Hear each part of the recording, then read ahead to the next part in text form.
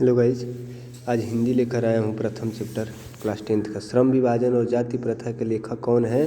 तो doctor Bhimrao Ambedkar. Doctor Bhimrao Ambedkar श्रम विभाजन और जाति प्रथा के लेखक हैं। दूसरा है डॉक्टर भीमराव अंबेडकर के पिता का क्या नाम था? तो रामजी सकपाल। रामजी सकपाल था। और इसके बाद है, ये ध्यान में रखिएगा, तीसरा है आधुनिक सभ्य समाज कार्य कुशलता के लिए किसे आवश्यक माना जाता है? तो श्रम विभाजन को ही माना जाता है आधुनिक सभ्य समाज का कार्य कुशलता। ये भी इम्पोर्टेंट क्वेश्चन है। जाति प्रथा भारत में बेरोजगारी का एक क्या कारण बनी हुई है? तो प्रत्यक्ष और प्रमुख कारण बनी हुई है। ये समझिए कि जाति प्रथा के कारण ही आज बेरोजगारी चालू है, ये ध्यान में रखिएगा। और इसके बाद है मुक नायक क्या है? तो एक पत्रिका है, मुक नायक एक पत्रिका था। ये भी बहुत इंपॉर्टेंट क्वेश्चन है, ये भी ध्यान में रखिएगा। इसके बाद आएगा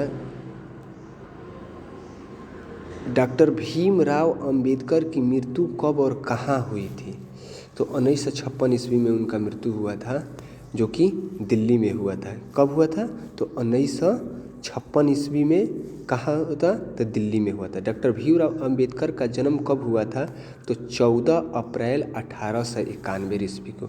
इसी कारण हर वर्ष 14 अप्रैल को भीमराव अंबेडकर जयंती मनाया जाता है। खासकर के दलित लोगों में ये सबसे ज़्यादा मनाया जाता है।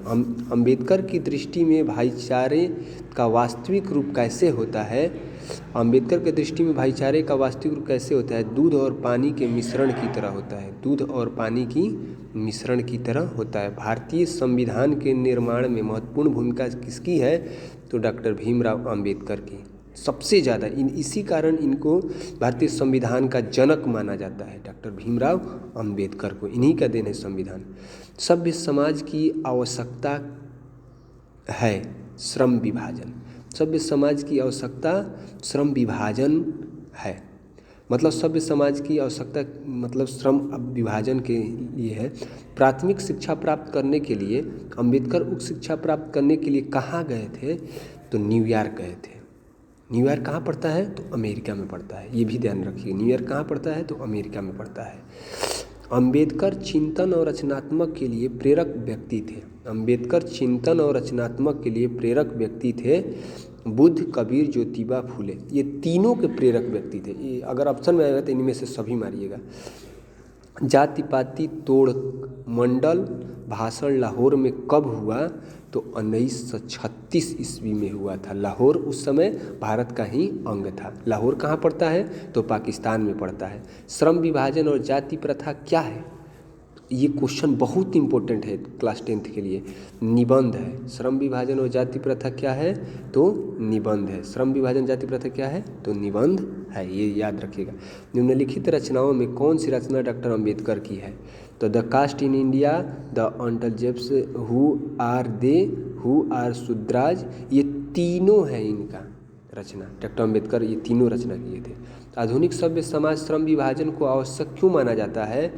कार्य कुशलता के लिए माना जाता है। कार्य कुशलता से ही आधुनिक सभ्य समाज की स्थापना होती है, ये ध्यान रखिएगा। उसके बाद है श्रम विभाजन और जाति प्रथा पाठ बाबा साहेब के किस भाषण का संपादित अंश है? तो annihilation of caste. Annihilation of caste इसी पाठ से लिया गया है। अंबेडकर के भाषण एनिहिलेशन ऑफ कास्ट को किसने हिंदी में रूपांतरित किया? ललई सिंह यादव। बहुत इंपॉर्टेंट क्वेश्चन है। किसने किया था?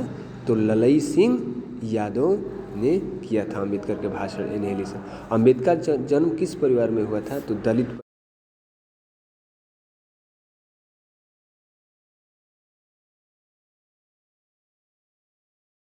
अंबेडकर का जन्म किस परिवार में हुआ था? तो दलित परिवार में हुआ था। लेखक को इस युग में कहाँ पर विडंबना दिखाई दिया? जातिवाद में। जातिवाद आज भी है, ये बात ध्यान में रखिएगा। इसी कारण ये श्रम विभाजन और जाति प्रथा डॉक्टर अंबेडकर के माता का नाम क्या था? तो भीमाबाई। डॉक्टर अंबेडकर के माता का नाम क्या था? तो भीमाबाई। डॉक्टर अंबेडकर के माता का नाम क्या था? तो भीमाबाई। ये याद रखिएगा। डॉक्टर अंबेडकर ने पीएचडी की उपाधि कब धारण की? 1916 ईस्वी में पीएचडी के धारण प्राप्त की। बहुत इंपॉर्टेंट क्वेश्चन है ये भी, ये याद रखिएगा। उसके बाद क्वेश्चन आएगा, लेखक की दृष्टि में विडंबना की बात क्या है? तो जातिवाद के पोषकों की कमी नहीं है। विडंबना यही है कि आज भी जातिवाद है, हर कास्ट में जातिवादी देखने को मिलता है। लेखक की दृष्टि में विडंबना, लेखक की दृष्टि में आदर्श समाज कैसे होना चाहिए? जिसमें स्वतंत्रता, समता, भ्रातृत्व का भाव हो। स्वतंत्रता, समता और भ्रातृत्व का भाव होगा तभी जाकर। लेखक बेरोजगारी का प्रमुख और प्रत्यक्ष कारण किसे मानते हैं? जाति प्रथा को माना जाता है। बेरोजगारी इस समय जाति प्रथा का ही दिन है, ये समझिए। और उसके बाद क्वेश्चन है, the caste in India their mechanism किनकी रचना है? तो भीमराव अंबेडकर की रचना है। डॉक्टर भीमराव अंबेडकर की रचना है। ये बहुत इंपॉर्टेंट क्वेश्चन है, ये भी याद रखिएगा।